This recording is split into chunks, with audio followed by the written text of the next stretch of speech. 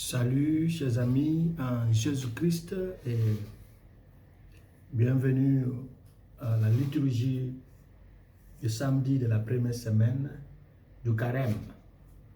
Nous méditons autour du livre de Deutéronome chapitre 26, versets 16 à 19, 119, versets 1, 2, 4, 5 et 7, 8. Matthieu chapitre 5, verset 43 à 48. Et c'est autour du thème la sainteté à travers un type rare d'amour. Si vous voulez, la sainteté à travers un type d'amour rare. Selon Mère Teresa, Sainte Teresa, la sainteté ne consiste pas à faire des choses extraordinaires. Cela consiste à accepter avec le sourire ce que Jésus nous envoie. Cela consiste à accepter et à suivre la volonté de Dieu. Alors il faut souligner ici que c'est une des façons de définir la sainteté à travers l'œuvre caritative. Cela ne peut pas dire que c'est la définition sacro-sainte de la sainteté.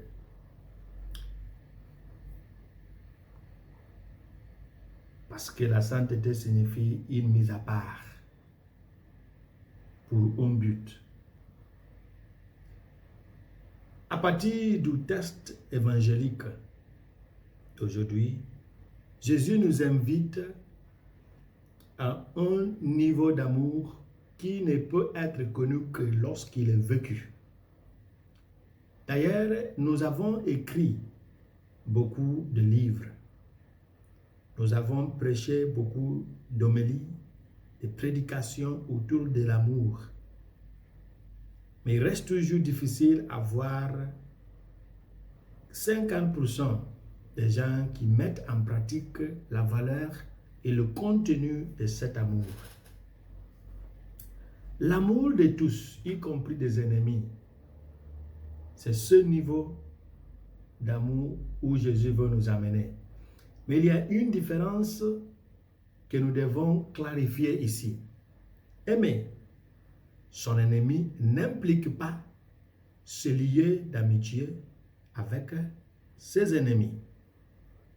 Car ce qu'un ennemi n'a pas pu réaliser à distance, il peut le finaliser de manière correcte et propre une fois que vous en faites votre ami. Attention. Alors, il nous faut demander qui sont les amis. J'aimerais me référer à une citation par Ed Cunningham. Il nous dit que les amis sont ces rares personnes qui demandent comment nous allons et attendent ensuite la réponse. Il est devenu coutumière de dire ou de se demander ou poser les questions « Comment vous allez ?» Et des fois on dit « J'espère que vous allez bien ».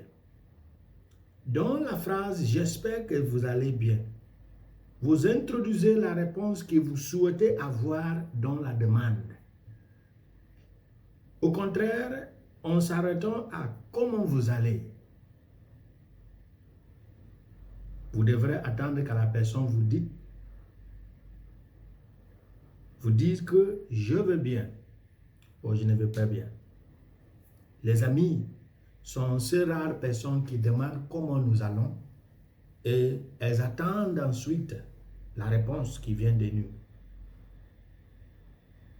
Ça, introduire une réponse, qu'est-ce que ça veut dire? Pour s'enquérir, c'est la première chose et l'objectif de cette enquête, c'est pour venir à l'aide. Nous sommes invités aujourd'hui à désirer la nature de Dieu. C'est une nature sainte. c'est une invitation à aimer au-delà de simples mots, mais passer aux actes. Nous aimons quelqu'un lorsque nous nous efforçons de lui plaire et de lui tendre la main en le rencontrant au moment où il en a besoin et pas seulement en lui fournissant ce que nous pensons être ce besoin. Il est devenu les pratiques, les normes dans la famille que c'est seulement le père qui pense qu'il maîtrise bien les besoins de tout le monde. Ma femme a besoin de la dépense.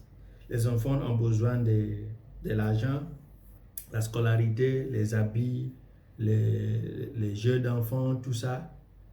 Mais ils oublient que la présence du père fait partie des besoins de l'enfant. La présence du mari fait partie des besoins de la femme. D'être ensemble, se promener, manger ensemble, prier ensemble, constitue aussi les besoins.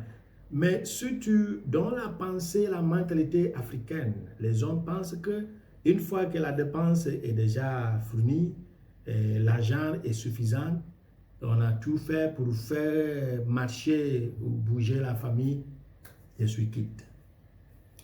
Il est pertinent de remarquer qu'une des tâches difficiles est d'être utile aux gens, en particulier à ses proches, selon ce qu'ils présentent comme leurs priorités. C'est à cette condition que l'on peut comprendre le dicton selon lequel les mêmes esprits pensent de la même manière. Qu'est-ce que cela veut dire? C'est une expression, si vous voulez, humoristique, utilisée lorsque deux personnes pensent de la même manière, en même temps, et suggère ainsi que les deux personnes doivent être très liées, très attachées, très intelligentes. Moins connue est la seconde moitié de la citation. Les grands esprits pensent de la même manière, mais les imbéciles diffèrent rarement. Je reprends. Les grands esprits pensent de la même manière, mais les imbéciles diffèrent rarement. C'est un jeu de mots. Marcher dans la loi du Seigneur, c'est plaire à Dieu. Celui qui désire la cour du divin doit accorder une grande valeur à la cour et à son propriétaire. Vous ne pouvez pas promettre l'obéissance à un homme et vous détestez ses biens, vous détruisez ses biens. Comme les gens préfèrent donner, apprécier Jésus en détestant la Vierge Marie. Sans ce désir, aucune mesure pratique ne serait possible d'arriver au terme de plaire à Dieu. Donc, il faut plaire à Dieu à travers le désir de la nature de Dieu. Il y a des moyens pratiques qu'on doit se donner pour pouvoir arriver au terme d'aimer jusqu'à aimer notre Dieu et nos ennemis. Hier, on avait mené des réflexions en citant Paul David Tripp qui nous dit que l'Église n'est pas une salle de classe théologique, mais un centre d'expérience, de rencontres, de conversions, de confessions, de pardon, de sanctification et de réconciliation où on apprend à mieux connaître le Christ pour l'aimer et où on apprend aussi à aimer les uns les autres. Et dans cette influence, grâce à l'Église qui n'est pas une salle de classe pour la théologie, mais un lieu, un centre d'expérience et d'échange, les pratiques, les moyens pratiques pour aimer nos ennemis incluent: faites preuve d'un véritable respect. Montrez à vos ennemis, si ça existe, le véritable respect que chaque être humain mérite. Mettez-le à leur place. Trouvez un terrain d'attente. pardonner est toujours une option. Contactez-le d'abord dans une démarche, dans une négociation, et priez pour tous vos ennemis si vous en avez. Une autre chose, c'est de ne pas refuser et de ne pas bloquer que des choses passent par vous pour arriver à vos ennemis. Il faut rester toujours un passage qui permet les choses qui leur reviennent d'y arriver.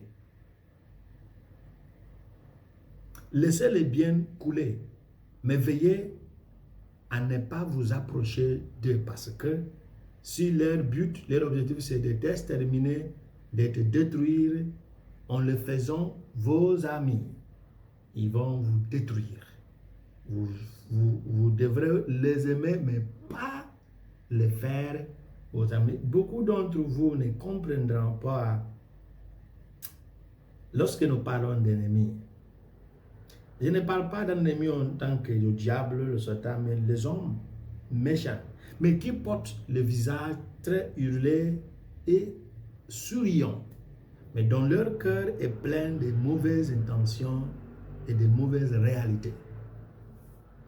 Demandons au Christ la grâce de mieux comprendre le fonctionnement de ce monde.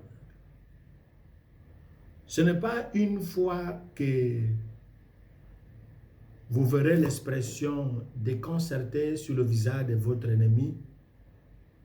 Ce n'est qu'une fois, excusez-moi, que vous verrez l'expression déconcertée sur le visage de votre ennemi lorsque vous adressez un sourire chaleureux à ces paroles cruelles, que vous comprendrez vraiment ce qui est l'amour.